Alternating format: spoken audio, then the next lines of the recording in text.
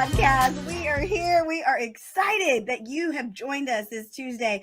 Oh my gosh, guys, I was dragged against my will. You guys know Karan Ashley does not do horror, but this is a democracy on this show. We all contribute to the topics. And one of the biggest movies of the year, $44 million later, Nope, came out. It is being acclaimed as the sci-fi horror western that the world has been waiting for. And Jordan Peele has done it again. He has put out a hit movie that everyone is talking about, not just Hollywood, but everybody. It is huge for the culture. And you know, the host with the most, all of us, we are going to discuss it. We're going to break it down. So before we go there, Hilton George, how are you? How is your week? Great. Oh man, listen, I gotta show y'all something. Y'all ready for this? Yes. I have got a shirt from this group that I work with at Thurgood Marshall Academy. Are you ready for this? Look at this. Can you see it? Yes. Head BLERD in charge. I get your shirt like that. Oh, I love it. So yeah, this is a group of nerds at this charter high school in Southeast DC. And they have come to BLERDCon, for the last 2-3 years. I've come to their school and spoke to them. It's an amazing group of folks run by a couple friends of mine, Lena and Bobby, and we'll put their last names out on Lena and Bobby. What's They're running it out there, and they are raising some great BLERDs and bringing them in. So I had to, when I got the shirt, I said, I got to wear this on the Bob, and here it is. So I'm in a great mood. I'm in a great mood. Yeah, look at me. Love that. You know what? I love anybody that is harnessing, protecting, and encouraging the BLERD community. Yes. So head BLERD in charge. I love it. Lena and Bobby, wherever you are, we're sending you so much love. Christi Renee, how are you? How is it going? Listen, I'll be better when Lena and Bobby send me my L. You know what I'm saying? I need an L in that shirt. I see what I can do for you. Yes. My shirt is pretty dope too. Y'all have to you gotta appreciate my shirt. I love it. I appreciate it. Yes, that was a great meme turned into a great shirt. Listen, and I'm the queen of theme, right? Around here. So I try to be appropriate to the whatever we're talking about. So I love this. First of all, Prince forever and ever. Forever. Amen. The dig, if you will, this picture, honey, he's drawing the mountains. We about to talk about some mountain ranges and some clouds and some horses. Some pretty clouds, some lovely. I'm doing great though. I'm excited because this is right up my alley, and I'm happy. So let's get to it. Christi Renee is the head of the Jordan Peele fan club.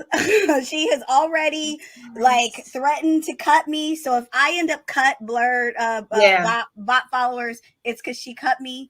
Because I've said something that she did not agree on this review. That started yet, Lisa.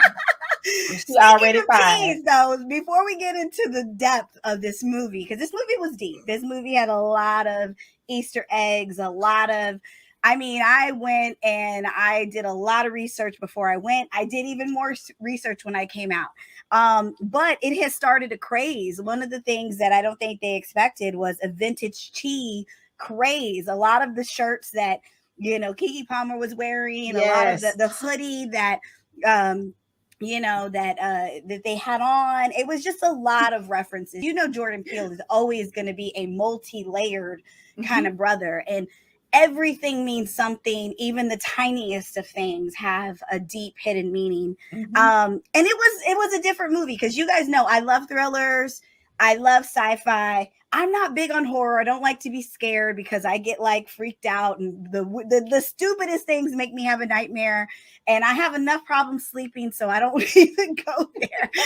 So I dragged my nephew. Shout out to my nephew Lee. I dragged him with me, and I was like, Christi has known Lee since he was born. I was squeezing his arm the whole movie. But it wasn't a horror film that it wasn't what I expected. There were some moments. Lee is 4. Yeah. Lee's actually in his 30s. Even though Karen and I are still in our 20s, Lee is in his 30s. He's now older than me. He has now grown up to be older than me. That makes me think of a whole nother set of lies I told my other nephews. Right. I would notoriously lie about my age. So one of them was like, "So you're older? You're younger than my mom. My mom's older than you." And I go, "Yes, she is." Yeah, exactly. So, anyways, if we're talking about the film, I liked the film. I thought the film was great. I was entertained by it. Did I love it? I'm not loving it the way that everybody's loving it. And I don't know. Yeah, nope. That was my favorite part. That was my favorite part because that is what I would do if I was ever put in a situation where there's a murderer, an alien, or something hiding. Whatever. I'd be like, nope, nope. I am the first one to go, nah, man. Like, I'm going to run that way while everybody runs. Point. Like, I just always am like, why would people investigate some shit? I ain't investigating nothing. If it feels creepy, I'm out. If the house makes a noise, I'm out.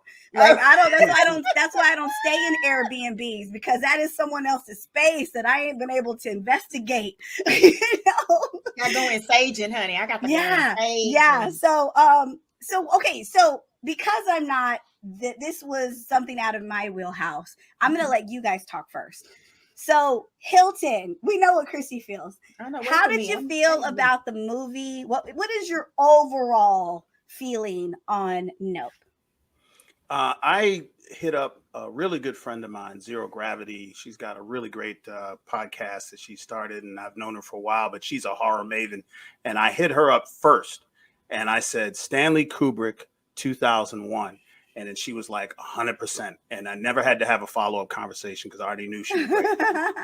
If you haven't seen 2001, A Space Odyssey, because you were not born in 1968, cool. This movie by Stanley Kubrick used a lot of imagery around the monolith. Even if you haven't seen the movie, you've seen the monolith. It's been a theme. It's giant. Yeah. The monolith actually is the letterbox screen that debuted in the 70s in Lawrence of Arabia, and it was a new way to view movies. And Stanley Kubrick used that as the alien, used it as the protagonist that told a very, very deep and still hotly debated story 30, 40 years, 50 years after the movie has come and gone.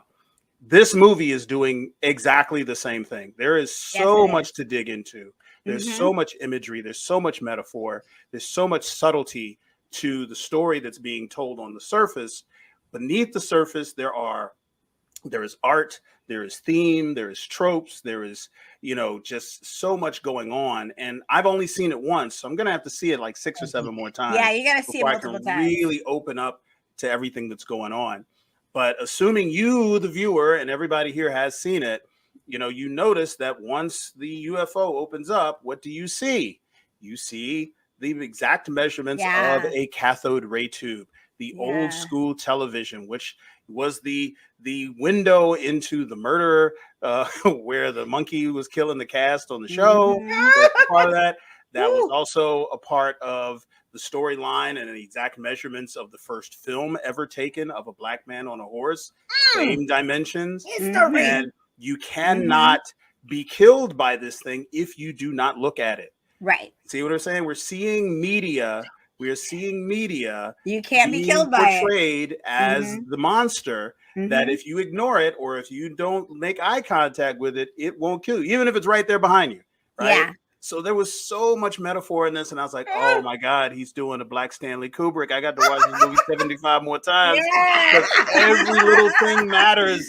Yeah. Like every nugget of this movie matters, from the keys and coins falling from the sky to the name and the history of the UFO Purple Ranch to, the names of the horses that were sold. And all of those things matter. And if you're not a person that likes to dig into movies like this, literally sifting for gold in the sand, along the riverbank, then this movie is going to kind of catch you on your heels, and you're going to be like, oh, okay, I kind of got it. It wasn't, The Shining. I wasn't, right. But it was really, really well done. And if you can see what's behind every little action, every little note in the movie, and even if you don't know what it is, but knowing that they are saying and doing more with every scene, that for me was just so enjoyable. And this is why I think this movie is going to end up winning a lot of awards, because it's going to win. The people who watch these movies and give awards, Oscars, Critics' Choice, you name it, they're waiting for those. That's the kind of movie that they love, and this is the kind that gives them that window to fall into a movie and that tells this deeper story. So this movie is going to bounce around in the theaters for quite a long time. Yes, it is going to be across every stage for awards that are going to happen for the next year and a half. And there's going to be a lot of people like me trying to look a lot smarter than we are, being able to recite every 30-second block of this movie in cocktail parties across the country. Well, what you didn't notice, Now, Carl, I know that you think that you thought because you own the DVD, dream, but it's listen, a philosopher's dream. I'm telling you, in 2 hours, 13 minutes, screenshot 17 seconds. I'm telling you, the whole movie opens up. The whole movie, it's a different movie. Like that's gonna be. So this is the thing. Like, I don't want you guys to think I did not like the movie. I liked the movie, and I liked everything that you're saying, Hilton. Those were the things that set me on fire. I think what I didn't love about this movie, and I'm only jumping you, Christy, because I want your reaction, because I know Christy's gonna. I'm about to burst. She's ready to choke me, put me in a chokehold. Turn my screen away. So right. Don't witness the violence. Don't witness the violence. I love the movie. I just wish it wasn't sold to me as a horror film, because for me, it was a thriller. It was a sci-fi Western. There was elements of horror, but I was never like, I honestly scared myself to go see it. And then when I got there, I was never scared. Like, Oh, you weren't scared? No, I wasn't scared. I was just like, I was creeped out at things. I mean, obviously the monkey and that threw me for a loop. Rough. And I had an issue with it. Like, yeah, like that was playing. Yeah. Bubbles was not playing. Gordy was on one, right? And I even like the symbolism that held with the modern day story of the woman who was attacked by a chimp. And like, I mean, I'm telling you, I read so much stuff on this. But it was like the crux of the movie.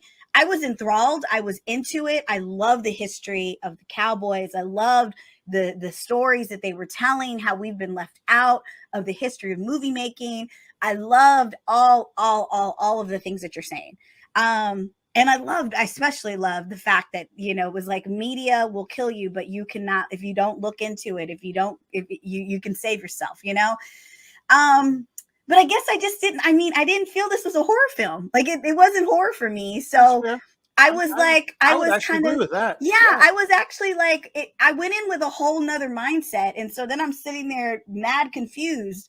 And I felt that distracted me. But if I would have just been told, go see this movie, it's a sci-fi Western thriller, there are horror elements, then I would have been like, oh, fuck yeah. But I think because, the movie studios, Jordan Peele is known for horror, and he's known for being this amazing, like layered writer, and there's all these things. I think the studio wanted you to go, and they, how they almost feed you what they want you to know. Like if someone's known for making R&B music, they're gonna sell that record as R&B. They'll never let that R&B artist sing rock. They'll never let them dead do. At Christy's shirt, nodding my head, going, yep. Yeah. They'll never let them do pop music. They'll never let them do gospel. They'll never let them do country. They want to hold them in the box. So I felt like the studio, the way they sold this to us, or someone who was like me, I'm a new fan of Jordan Peele. They shouldn't have done that to me. They should have let me go in and just watch it and then go, oh my gosh, and not having needed to see an advanced screening like Christy you wouldn't have gone. I did. And then you would have missed some of the preview stuff, and you would have went in with a clean slate. Yeah, you could have gripped Christy's arm because y'all. Yeah. So it wasn't that I didn't love the film. It was just that I went in expecting one thing and I got another, and then it kind of just threw me off, and I was a little perplexed. You thought she was going to Bojangles and they pulled up at Outback. That's all. You know? I get it. We've all been there. Exactly. No, but I will say that ain't fair. I will say this. I did not like the movie. I liked the movie after I came back and like had to process. And then I was like, you know what? I liked it for these reasons, and that's what I need to hold on to. Miss, why is your head all cocked funny? Yes. I didn't say anything bad. I just said I'm just ready to go. film. I'm about to burst. Yes. I'm about to burst. Okay, burst. Let's go to burst. That's it. I'm just about to burst. I'm ready to get to it. I cannot. First of all, let me just say this. Yes, it's Jordan Peele. This is his third masterpiece in this space. And here's the thing. In this film, first of all, Get Out is rated a horror. If you want to, it's not a slasher. Horror has so many. Well, it's a different type of. It has so, but that's the thing. It has so many different facets. To that particular genre, we have expanded it beyond boo. You know what I mean? All of his films. First of all, I can't say a bad thing about Jordan Peele, the way his brain just pours out into film. He's a genius. It's brilliant. Yeah. And here's what I got from it. Here's the message. The real horror is us. We are the horror. Humanity is the horror. The things that we like to bring Gordy and to make this whole chimp situation the way he does it in this film is like saying, again, we're the horror. What the fuck do you have a chimp at home for? Like, why do you have the python? Why do you have we're the horror? It's like we've just got to one up each other or one up this thing that we create in our minds that makes us better than. So we're the horror. And he puts humanity on notice. And every film he has created, he has put us all on notice to look at ourselves, because we're the fucking scary people if we're not careful. And so just all the things like Hilton, everything you said was like, oh my God, even the horror of if they didn't promote this as, which it is still a horror film, even after watching it, I'm like mortified. I'm mortified more than I am at watching your typical horror genre. If it is a boo factor, hell, the boo factor for me is, damn, what do we do to each other? What do we do to the planet? What do we do to nature? What do we do to animals? What do we do? All the things that we do, right? Yeah. We pervert so many things that were not meant to be perverted. And so that's the horror. And I feel like that's the central theme of the film, is the main character of it. The references and the homages that he pays. One thing he talked about before, and we said this in another episode just leading up to this movie. And yes, I saw it. I saw it beforehand, and I'm just, oh my God. And my daughter has seen it. She's the youngest in the household, and she's seen it twice already. She went back this past weekend to see it again with friends. And it's like, oh my God. What he does, Jordan Peele has a classic, really iconic way of paying tribute to the things that either horrified him or he really, really liked in his films. And so he always has said the 80s and 90s, it's just scary. Those things from those different eras that are identifiable from those eras. And so, listen, Stanley Kubrick, hands down, that's like everything. I mean, with the keys and the shit falling from the sky, that was a tribute to Poltergeist. Like the house with covered in blood, it was like the walls were bleeding, like a tribute to, I could just pull from different movies, a tribute to Amityville. You've got it. It's just so much. It was so much greatness in this, and to center it around something that's very uncommon. Right now, we've got recently. And I love this. And I know that this may not have influenced. I know, give me my moment, honey. Yeah, this you got it, girl. I'm giving it to you. This may not have influenced Jordan Peele, but it ties in because, we have a horse owned by a Black family whose name is Black Lives Matter. He's been winning shit, and they got to holler out Black Lives Matter at the derbies and at the horse races. And it's like, That's not common. And so to take this Black family, make them the focal point in doing raising movie horses, and just having this farm and having struggles financially, like it's just telling all the stories. And to have a Black family owning land today I know this is a few years ago, but it's another decade. But the point is, it's like, that's another horror. I want my 40 acres and a mule. Like that, it just ties in so many things. Listen. And there's some other eggs that need to be. Listen, I don't care about the triple screen. When she said, listen.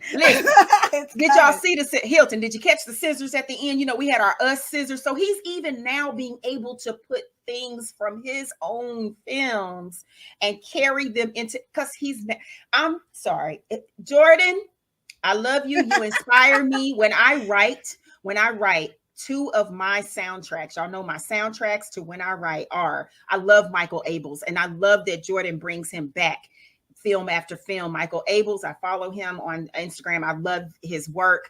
I use the Get Out soundtrack. I use the Us soundtrack. And then I also use The Handmaid's Tale. Those are my, and Halloween. Those are my four soundtracks that I write. And when I writing session, because I'm a creepy writer, like that's what I do. I love this dark. It makes your mind, it twists your mind.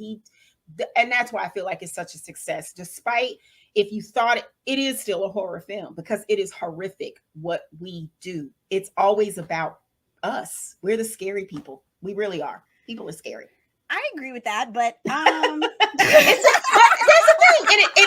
It's not for everybody. It's not for everybody. Well, I won't say it's not for everybody. I think that like I said, I liked the movie once I had a chance to step back and take away, like, for me, it wasn't, I don't know. For me, it was, I loved it's almost like what I loved about Jordan Peele and what I've learned to really like about him and his writing is that it's almost like a history class. It's almost like you get the history of things you didn't even know. It's like it's the retelling of the real history of this country and the retelling, and it's such a contribution to the Black community, but it's an even bigger contribution to the world, because there's a whole generation of people who didn't know that they've been lied to. You didn't know that you've been lied to all these years and all these, I think like Get Out, I've watched pieces of it and it creeped me out. And the thing I didn't like, for me, I like, he's always kind of psychologically fucked with me. And so sometimes I can't shake that off. But seriously, I can't shake it off. So for me, I have to be in the right mind space to shake it off, but what it really opened the door to, and the foundation is I think it opened the door to people and like the inbred racism that people didn't even know they were carrying, the things that they thought were normal. And they was like, well, I'm not wearing a hood. I'm not saying the N-word. I'm not walking around with a pitchfork. So I'm not racist. But it was like all these other things that happen and that you do, that you're basically, you're aiding and abetting, you're contributing to a racist foundation that is just inbred in this country. And so that's what I love about Jordan Peele, even on a bigger scale, is that he's like he's like the guy who comes and flips the switch and everybody can, like, when it's dark in a room and someone turns the light on and your eyes take a long time to focus, he's that focus that just kind of makes you see things in a different way. So for that reason, I love the movie. And that's reason enough. But it took me a day or two to come to that. But think about that. For me to go watch a movie and I take 2 days to resolve it, that says something. He's doing his job. That's what that means. Absolutely. Yeah. And I will never, like, I'm not going to say anything disparaging. I didn't, I'm not going to sit here and go, oh my God, it's the best movie I've seen all year. It didn't do that for me. But what I will give him credit is that he was able to add a layer of focus on things that I didn't even realize that I needed. I did have some, like, as a writer, I think all writers, we go to a movie and we've got this like internal pad of, checks and balances. Like, you're sitting there over analyzing a story. You know, I wanted the whole monkey, the whole sitcom thing to tie in a different way, or tie into the current story that was being told. Because honestly, when they went to the, that's why you might have, let me just say this, and you can explain it to me, because I know you guys have a different level of understanding of Jordan Peele than I do. But I thought, like, when it came to where you realize that Gordy, that was the Asian character, right? Gordy had, he knew about this alien, and he got all these people at his show, and they're all there. And the girl from the sitcom that got mauled and her face, what was left of her face, was there. I thought he was working for the alien and was feeding them to, and then you realize it's not even an alien. It's a monster. That's basically, you think it's an alien. It's a monster that's coming down, and just a carnival that's just going to come and eat. And he's feeding. So I thought at that moment, I was like, he's feeding them to them. He's feeding, like, he's in on it. That's what, because he's disturbed. He was the kid that was under the table that had survived, but he didn't leave this unscathed. He's a monster too. He's feeding them. And I thought it was going to be revealed that he was feeding them to this monster, and then he was going to turn on Kiki and David, and he was trying to feed them, but then I realized, like, he was a sucker too, because he got ate up. So explain it to me, where, because I didn't find a connection in those two things, and I was kind of like, well, maybe I missed it. I don't understand. The connection comes more in the explanation that when he told the story. So if you think about it, the monkey and the monster are wild animals, both of them, right? And he was doing, in this later part of his life, the same thing that failed in the first part of his life, in trying to domesticate and turn a wild animal into a TV show star, or for entertainment, because it ultimately went bad with the monkey. At his ranch. Yes, the spectacle. Exactly. Yes. And so what happened was that when he told the story, I was like, oh, there's the tie-in. Here's a guy who watched, this horrific outcome of taking a friendly monkey that was playing according to the rules, give me a banana, I'll do the little thing or whatever. And one day the monkey woke up and said, nah, he got spooked. He just had enough. I'm a wild animal, and therefore I don't subscribe to rhyme or reason that humans do. Right. So here he is using these horses, because what his show was that the horses he was buying from the ranch, he was feeding to this animal, this creature, as part of his show. For 6 weeks, this was going on. Right. And that's why there's like, where are the horses? I want to buy them back. And he was real nervous. Yeah, sure. We'll talk about that, right? Yeah. And he was willing to be distracted by Kiki, who was like, "Oh, look at this! Oh, look at the office." He don't want to talk about getting the horses back, because they're gone. And so he had set up this tacit arrangement with the creatures that I'm gonna set this horse out here. We have this noise that summons you. You come, you eat the horse. I sell tickets. Boom. And then you saw it all go wrong. Like, wait a minute, it's early. Okay, well, we're gonna work it out. And the animal went crazy again and killed everybody. Siegfried and Roy. It's the same thing. He even said that in the movie. And so I think that is where the tie-in is that you have this force of nature, this wild animal that you are trying to control, and it ends up controlling you. Now, the further reveal that, this is basically a synonymous with a cathode ray tube, and being television and media has that same metaphor, but that's kind of where those things tied in. Now, I got that right off, and there's probably some other ones in there. I'll probably need to see it 3-4 more times to really see the other feathers. But, it's not lost on me that, you've got the guy from the Best Buy, fictional Best Buy, Angel, playing Brandon Perea is awesome. He comes in and he's adding all of this additional media and screens, and none of it works. It all shuts down. The house is the human, right? The TVs and the technology inside the house are your brain. And when this thing comes around, all of that shuts off, and the only thing you can see and hear and encounter is the monster, i.e. the flying saucer. So those, there's so many of those things playing in the background that you don't get in the first viewing. I totally get it. But what I think about in my mind, to your point, is Napoleon Dynamite was the same way for me. I did not see this in the theater. I thought Napoleon Dynamite was the stupidest movie. A long time to appreciate I did it. not even smirk my initial viewing of Napoleon Dynamite. 24 hours later, I am regurgitating all of these scenes and I am cracking Vote for Pedro. up. It was like it almost hit you too hard with the dumb stick, and then you realize like this is genius. It's like THC.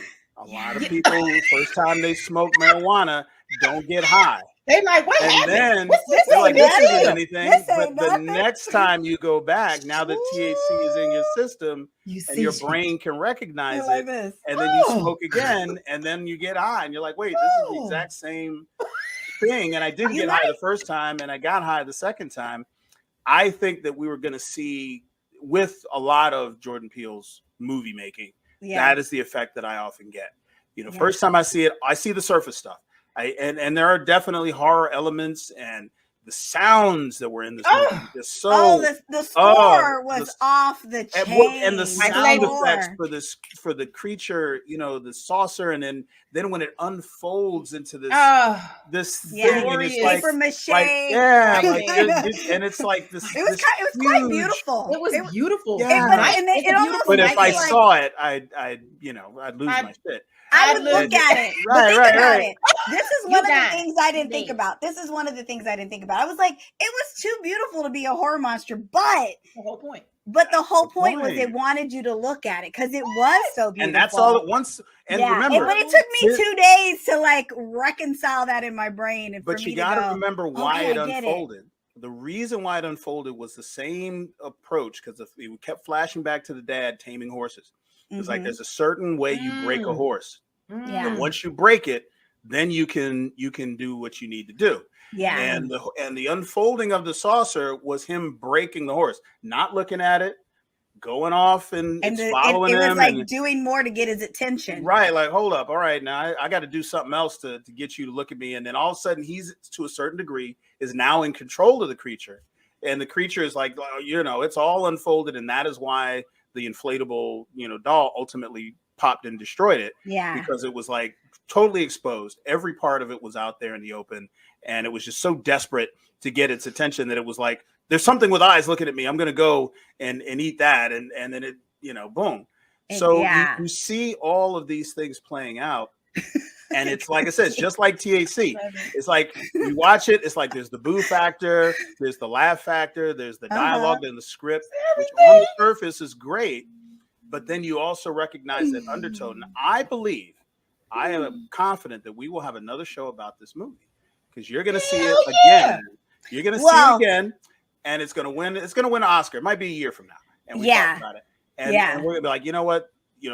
Karen is on her third viewing, Christi's seen it 8 more times. I've seen it twice more, whatever. Christi will see like 50 times like, to my 3. Yeah, like now I'm sitting here trying to see what can I sell to go get some more tickets. I'm gonna have to pawn. Girl, I'm gonna buy you some tickets. I want you to live your best life. But before I let the mic go, I also want to say that we, the viewing society have to figure out how do we categorize or not categorize Jordan Peele, because to your point, he's in this niche as a horror storyteller. I don't want him to be that. I think he's bigger than that. He's so many other things. But I think it's only with Jordan Peele are we having this challenge, right? Because John Carpenter tells stories that are both hilarious and interesting and complex in the horror genre. But these movies aren't like jump scary all the time. He does great horror. The same thing with Stanley Kubrick. He did 2001, and he's doing these other things. There's so many layers that we allow for other directors to go in. But the conundrum all of a sudden with Jordan Peele, the industry can't quite figure out what to call him.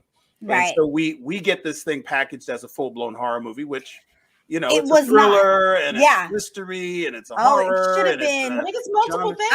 I wish they would have. No label. They need to. If we're an industry of storytelling and we're an industry of creating something out of nothing, they need to be able to describe this man as that. They need someone to describe. Like, I don't understand why.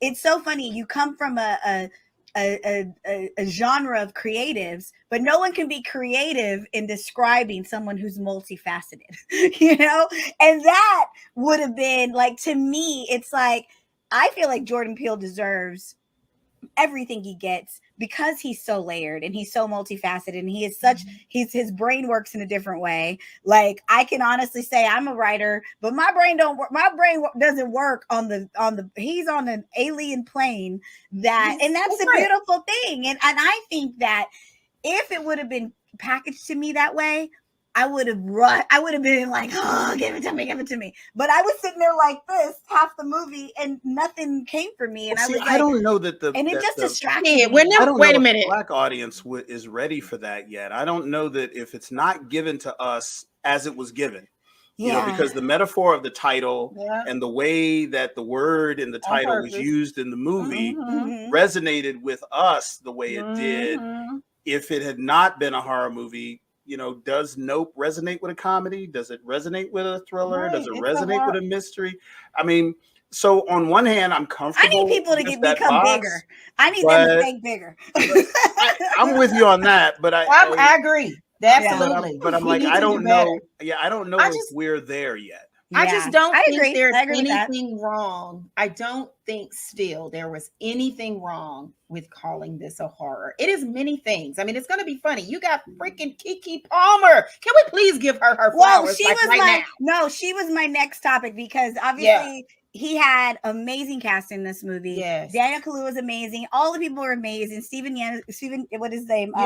Stephen Yeun is amazing. All of the actors are amazing, but this movie was Keke Palmer's movie. Yes, whether she was meant to be, the top billed actress, she stole every moment was hers. Like, the camera we could not get enough of her, but it was just because her character was so real. A girl that acts like that, a sister that does that, like someone who just pops up into your day and just like disturbs it all. And just, Keke Palmer, I met her when she was, God, she probably was like 15, 16 years old. And to just see her career blossom and flourish, she deserves, like you said, she deserves all her flowers.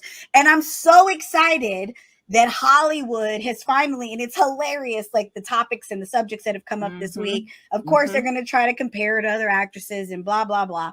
But I'm just so happy that they're finally seeing her as the leading lady, multi-talented, ridiculously just gifted woman that she is, and it was like this. I'm so glad that she was able to bring that to this movie and just shine. To your point, she is exactly like how she is in real life. Let me tell you, a few years ago, she played herself in this movie. But her energy, just that she doesn't have to create a lot of that. She doesn't have to go and do like study acting, how to be cool, down to earth, funny, haha. Like, she is that person. We met her. We took a group of all-stars, basketball all-stars, our high school kids. We celebrate every March, and we went to K104, one of the top radio stations here in the Dallas-Fort Worth area. We went, shout out to Cat Daddy, because oh my God, he gives us love every time we do anything. Yes. She pops up on us at K104 at the radio station. And Karan Ashley, we grew up there. So, that's part of our history.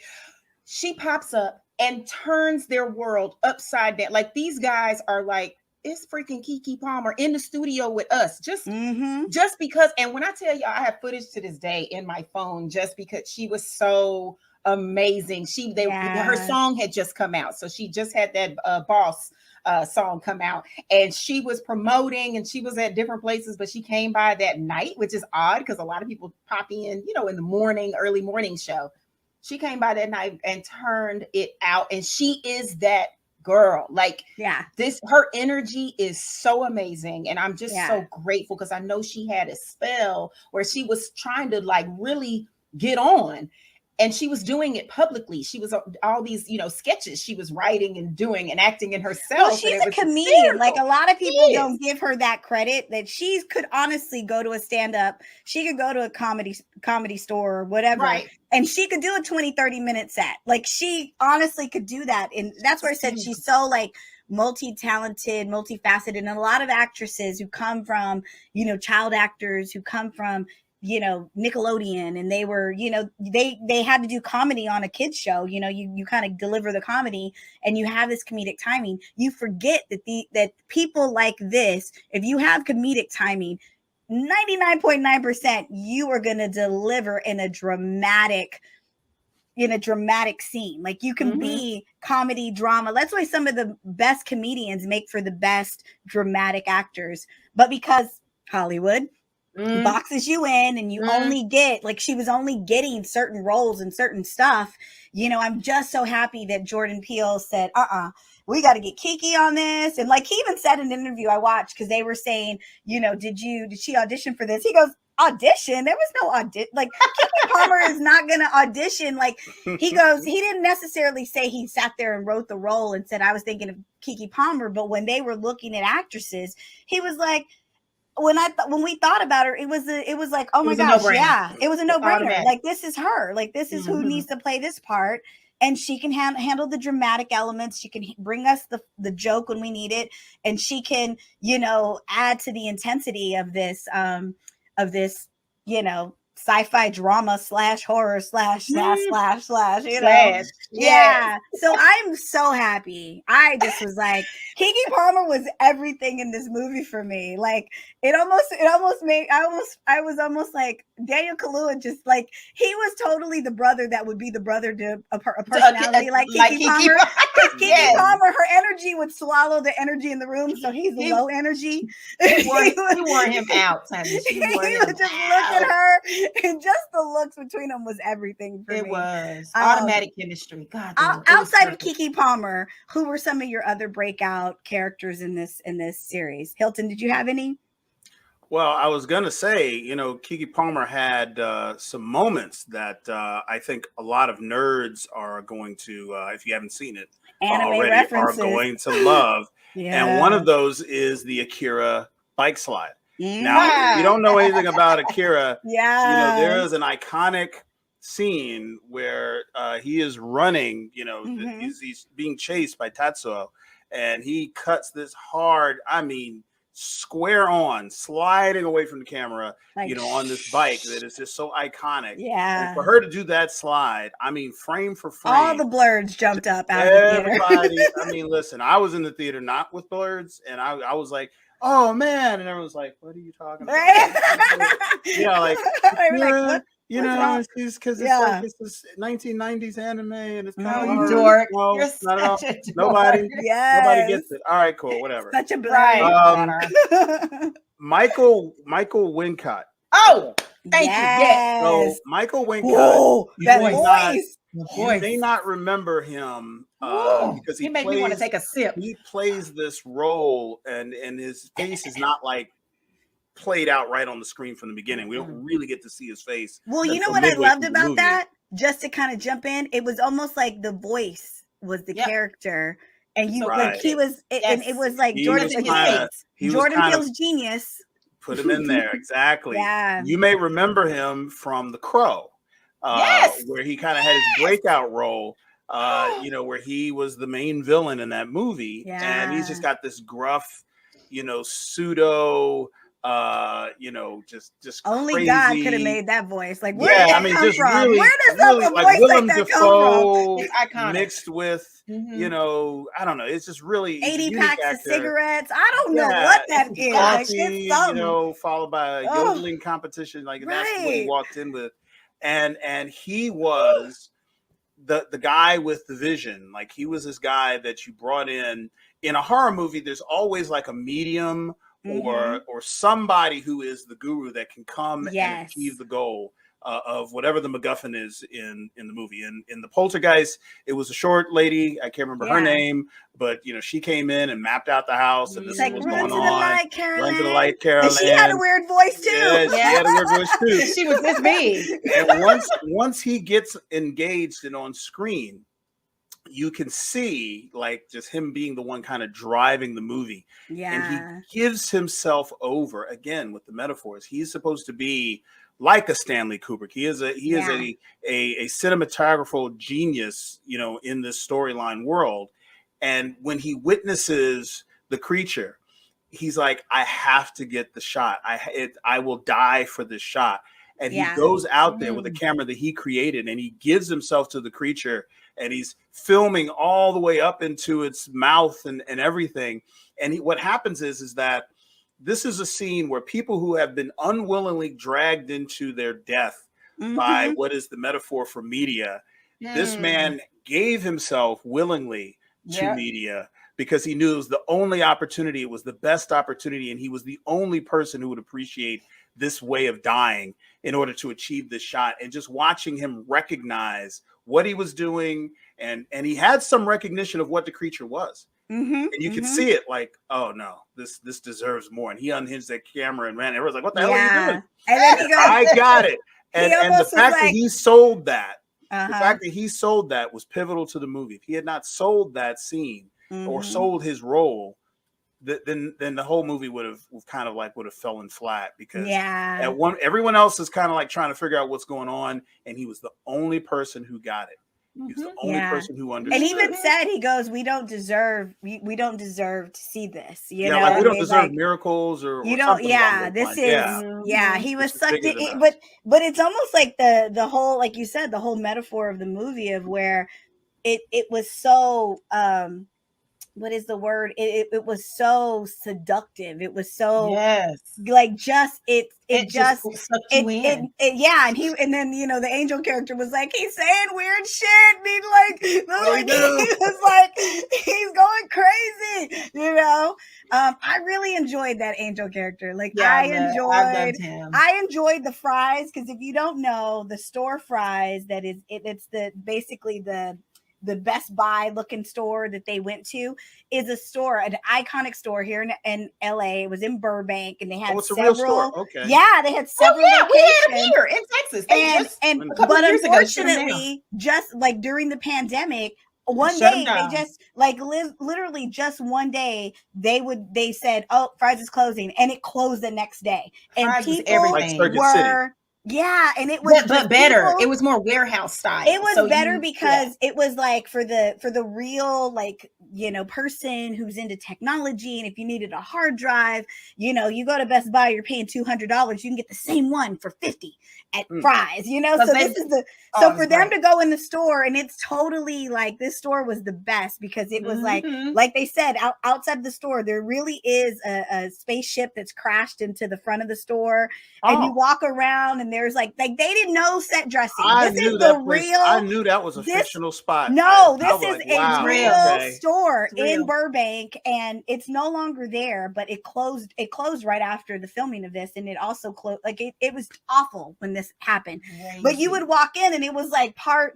50s diner, part like movie making. There's a car hanging out of the wall. There's a big animal that stands in the front. Like it was just crazy. And me and my husband love Fry's. Like we would go there if we needed a phone cord. We'd go there, and you literally would spend like hours in this store of just electronics and TVs and computers and just plugs anything. You could buy like snacks. Like they had all the snacks. When you would be online, they had 80 different kind of chips. Like it was crazy. Fry's was bomb. People who are native, like people who live in LA and people who've lived here, like like that. When I saw Fry's, I screamed. And the fact that they referred to it as Fry's and all of that, it was almost like a homage, like homage to something that had gotten killed too. Right. Because of the city. Because you go to Fry's now, and it's like a desert island. Like it's like, oh, fries. It just is. It's like it's weird when they close something down, how quickly it decays and how quickly it and just it's spooky. It's creepy. yeah, and it It's just creepy. loses. And they have this big fence around it now, and no one knows what they're gonna do with it. But Hey, but and yeah, I want to say something just to yes. tag on to that whole the fries truck, of course. Well, the van. Mhm. Listen, this is another little Easter egg, and again, my kid was the one that had to tell me about it. Oh I was yes, I was like, damn, that's why I got to go see it more and more and more and more because there's so much more. But the extra Easter egg she got the second time around was the license plate. There's 1111 is on. That became famous after Us. When you see 1111, 1111, 1111, like we do it all the time. When I pick up my phone at 1111, I don't care AM, PM, whatever. If I catch those numbers, I'm like, oh my God, but I'm more conscious of it now after having seen Us. So those are other little things. Like I said, I just appreciate that he's able to now take from his own masterpieces, not only pay tribute to what has inspired him, but now he inspires himself. I want that for my life. Like, I just want to be my own inspiration. I don't know if you realize this, but I don't know if you know, but like Wakanda Forever, the new movie, is premiering on 11/11. Oh, absolutely. That is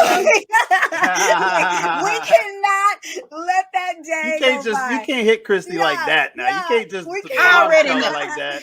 No, it ain't. I already talk about that on another show. That was the first thing that came to my mind was, oh my God, and it's coming out on 11/11. So of course I'm making all the connections. Oh my God. Yeah, and it's 11/11/22. So that's going to be a big day for a lot of people. People get married or whatever, some magnificent monumental moment in your existence is everybody's kind of focused on that day. So it's perfection, just absolute perfection. Oh, you have another question? Yes, go another moment. Hilton, did y'all feel this at the end though? Another one of my favorites, most greatest things. I love Quentin Tarantino. And so another tribute I felt was when the dust clears and Daniel Kaluuya is on Lucky and they survive and that dust is, I was like, and the Western sound, I was like, oh damn, it's a tribute to like Django. It was like that, yeah. It was Django. Yeah, I got a little Django. Was that a reference? Was that the reference? Okay. I love that. Okay. I love that moment anyway, because I was like, please don't let him die. Like, I don't want him to sacrifice himself. Like when he did this to her and was like, I was like, do not sacrifice yourself. But I was like, okay, he can't. Oh God, come on. But great. Yeah, it's so great. All those moments. Oh yes. And I know there's 17 other moments. So anybody out there who's not seen it yet, and if you watched this much of the episode, then shame on you for jumping into all the spoilers. Yeah, right. You have to go and see this movie. I recommend, I insist that you see it in the theater. This is not a movie that lends itself, that does not lend itself to distractions of home viewing. And you know what I'm talking about. Phones ringing, you got your device, you got kids, you got dogs, you got people coming to the door. You got a chicken in the oven or something like that, and you're doing all of this. Don't be distracted. You need to be subject to the movie experience at least once, at least the first time, so that you can absorb and be kind of captivated in a proper way with this movie. And I don't think that anybody, who I mean, I count myself as an exception because I do watch movies and it's like a church and I'll answer the phone, I'll answer the door. Hey, I was about to say, I go in. I'm watching the movie. If it ain't on fire or bleeding, I'm not watching. Home, right? There are so many things that could distract you. So it's like, you're right. When you go into a movie theater, your phone is turned, like, it's almost like you're put in a place, your phone's off, it's dark, it's this, give yourself that moment to see this, if for no other reason, for the beautiful cinematography on a big screen. You need to see the cinematography. And so much of the stuff that we mentioned, so much of the stuff that we mentioned is Easter eggs and things we noticed. I don't know if you would have seen it on like a 55-inch screen TV in your living room. Like that can kind of escape you from across the room. Whereas if you're watching in a movie and it's like all right there, you see those little subtleties, the sound effects. Like the sound that the ship is making half the time is just the people inside the ship screaming because they're being eaten. but we don't Yeah. know that until halfway through the movie, and you're kind of like, Right. this sound. It's It's like this the screaming sound in the opening of the movie, and he almost sees something in the clouds, and the stuff is falling. You know, this isn't the first time that this creature is eating human beings, because there's change in keys coming down at 150 miles an hour. But what is that sound? He can't quite figure out what it feeding. is. Right. Feeding. And we learn this as we go through, but you know, some subtle things like that might get missed if you're watching at home. See it in the theater. Do yourself and Jordan Peele a favor. This is the way movies get rated. Studio don't give a damn about weekend 2. Exactly. And that's the thing. If nothing else, go see this movie, because Jordan Peele deserves his flowers, and he deserves to have the #1 movie for consecutive weeks. Yeah, he does. And you know, and he deserves, and I mean, he's obviously a Hollywood legend at this point. And I love his story. None of us even expected it. Like, he was a part of a comedy duo and this and that. And we, like, who knew there was a genius, like, just sitting there writing movies? And he just hit us with it. And so, yeah, I love it. I love it. I love it. And I mean, for me, this is not a movie that I would normally even go see, because they put horror on it. So I was like, I ain't gonna go see no horror. Like, oh my gosh, the trailers like freak me out. I had to threaten you. Yeah. You better go see. Well, no, because this is the thing. I said I'm gonna go see it because this is a show they want to review, and I would not, like, we give all this love to Marvel and to all these superhero movies, and I feel like it's our obligation to give the love to Black filmmakers. Yeah. And if we're BLERDs, that is our obligation. And I will say this, if nothing else, go see it, because I feel like again, I said, he is like the history lesson teller. I don't know, what is he, a scribe? What is he? He's a genius. What is he? He's given us information we didn't know we needed, that we were taught. Like, I think at this point we can all we can all acknowledge that the history you were given as a child was a modified, very edited version, very whitewashed version. And you need to understand what actually happened in this country, so that you can understand the person who's across from you, the person who sits next to you, the person you work with. You can understand their experience more when you understand the trauma that people come from, and the generational curses that we're all sitting here carrying.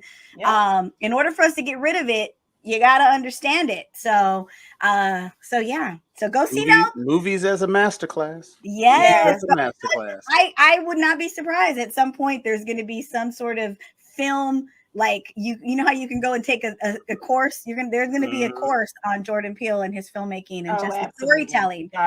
There's got to be. So, but guys, thank you for watching the BOP. Wait, you got one more thing? Huh? We can't finish.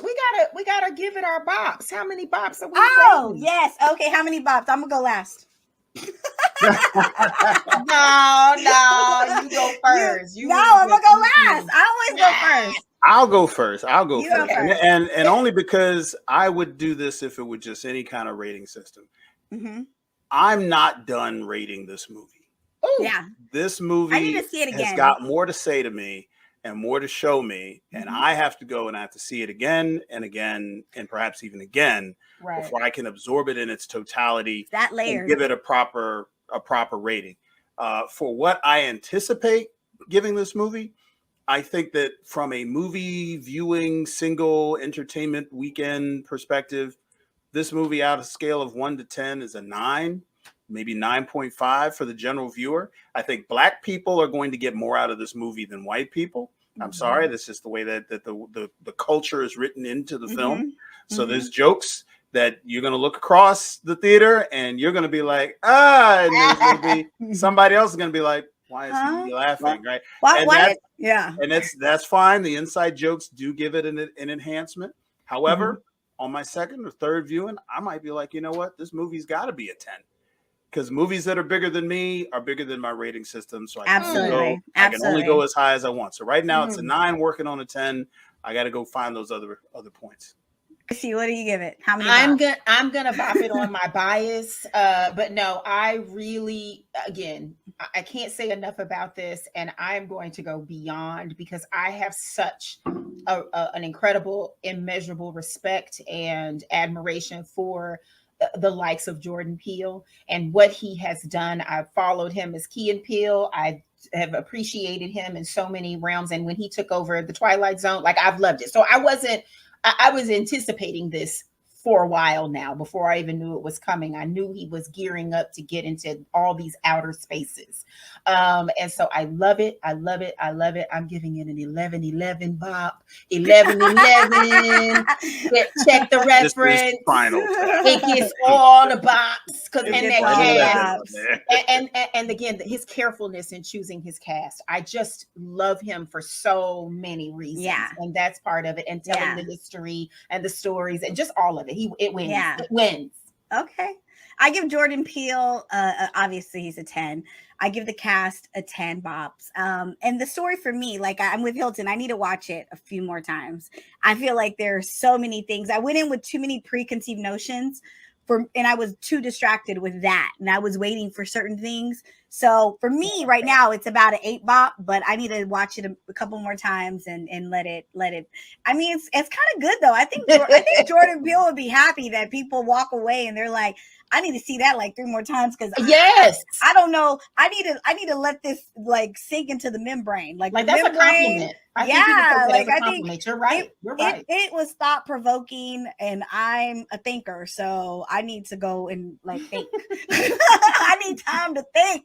Well, since we love Jordan Peele, I want him to know again. Whenever we can have him on the show, we can get any of the cast from any of his films. Hands down, we got you. And I will say this: that the only 2 films I have downloaded on my phone are Us and Get Out. That's it. That's it. She is the president. That's what I watch. You know? Well, that's it. Most people got a lot. I only have the 2, and they're both. She's the president of the Jordan Peele fan club appreciation. She is. We give it up. But guys, thank you for watching the BOP, the BLERD official podcast. Go watch Nope. It deserves the success that it's already earning. Yep. So yes, say yep to Nope. Guys, take care. We love you.